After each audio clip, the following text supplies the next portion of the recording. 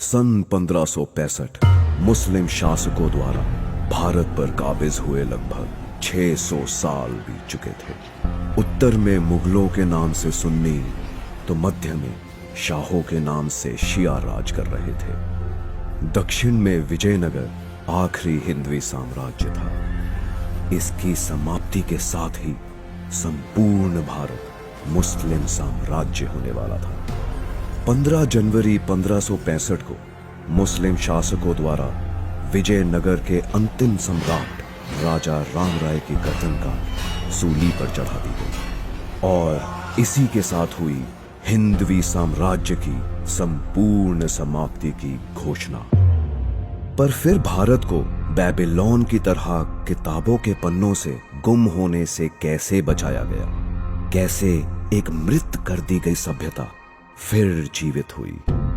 इस कहानी की शुरुआत हुई सन 1645 महाराष्ट्र के रायरेश्वर मंदिर से। एक 16 वर्ष के बालक द्वारा शिवलिंग पर अपना खून चढ़ा हिंदवी स्वराज्य की शपथ ली गई। इस पराक्रमी बालक का नाम था शिवाजी राजे भोसले।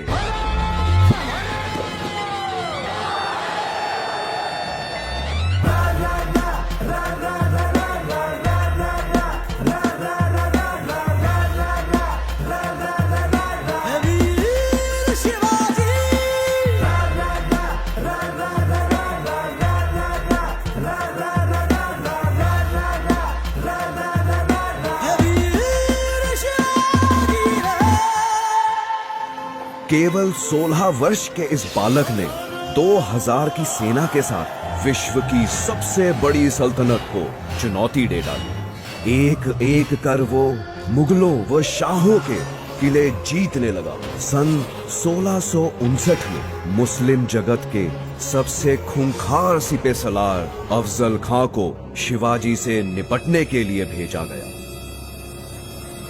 कहा जाता है कि शिवाजी पर आक्रमण की शुरुआत जल्लाद अफजल खां ने अपनी 40 रानियों के कत्ल से की थी। लेकिन शिवाजी की चतुराई के सामने अफजल खां की बेरहमी भी काम ना आ सकी। स्वयं को अफजल खां से डरा हुआ बताकर शिवाजी ने उसके सामने संधि का प्रस्ताव रख दिया। अहंकार में मदहोश अफजल खां चंद सैनिकों के साथ संधि करने शिवाजी के किले में दाखिल हो गया। शिवाजी ऐसा मौका चूकने वालों में से न थे। शिवाजी द्वारा अफजल खां का अंत कर मुस्लिम सल्तनत को बड़ी मात दे दी गई। इसके बाद कोल्हापुर, पवनखिंड, उम्बेरखिंड, चाकन, कल्याण, सिंहगढ़, पुरंदर और पुणे जैसे दर्जनों युद्धों में शिवाजी द्वारा मुस्लिम सल्तनत की जड़ें हिला दी। शिवाजी को रोकना नामुमकिन सा हो गया था। ऐसा लग रहा था मानो दक्षिण में विजयनगर का हिंदवी राज फिर से जन्म ले रहा हो। पर औरंगजेब भी जोश में होश खोने वालों में से नहीं था। कुछ दिन के धैर्य के बाद उसने एक दिलचस्प दांव खेला। अपने अधीन हिंदू राजा जय सिंह को उसने शिवाजी के मुकाबले में खड़ा कर दिया। हिंदवी स्वराज्य की कामना करने वाला शिवाजी हिंदू राजा पर वार नहीं कर पाएगा। औरंगजेब ये बात भली भांति जानता था और ऐसा ही हुआ। शिवाजी को पहली बार पीछे हटना पड़ा। जीते हुए 35 में से 23 किले मुगल सल्तनत को वापस करने पड़े।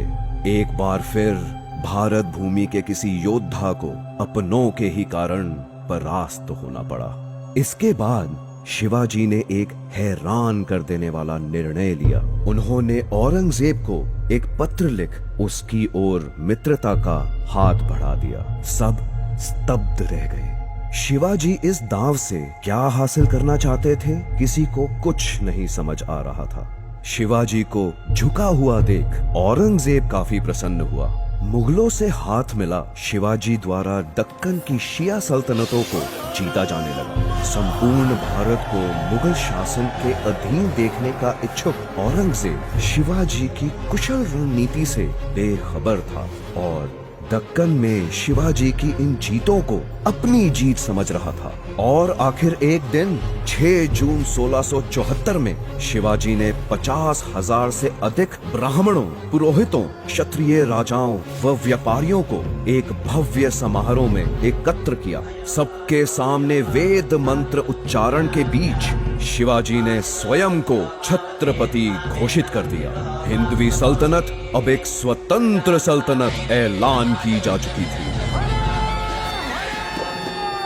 औरंगजेब क्रोध से बौखला उठा। शिवाजी द्वारा एक अलग सल्तनत की घोषणा सीधी मुगल साम्राज्य को बड़ी चुनौती थी, पर अब बहुत देर हो चुकी थी।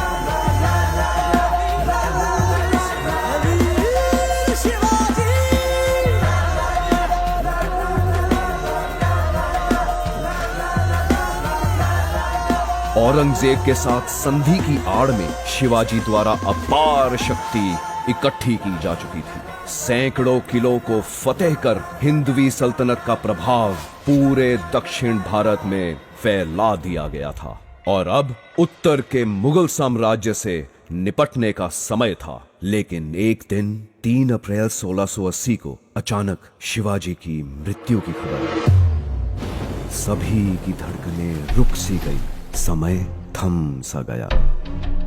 निकटतम लोगों द्वारा उनकी मृत्यु का कारण तेज बुखार बताया जा रहा था। एक बार तो आजाद भारत का सपना चकनाचूर होता दिखने लगा, पर इसके विपरीत शिवाजी द्वारा सुलगाई राष्ट्र प्रेम की आग उनकी मृत्यु के बाद और भी तीव्र हो उठी। बाजीराव पेशवा, राणोजी सिंधिया, मल्हर राव होलकर, रघुजी भोसले, दामाजी गायकवाड़, महदाजी शिंदे, दत्ताजी राव, धन्नाजी जाधव जैसे एक से एक राष्ट्रभक्त हिंदवी साम्राज्य से पैदा होने लगे।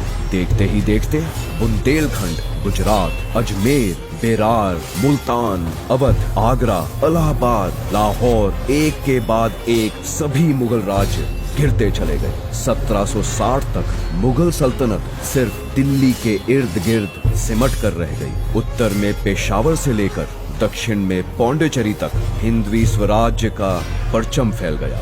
इस प्रकार छत्रपति शिवाजी द्वारा भारत की सभ्यता को बेबीलोन की तरह किताबों से गुम होने से बचा लिया।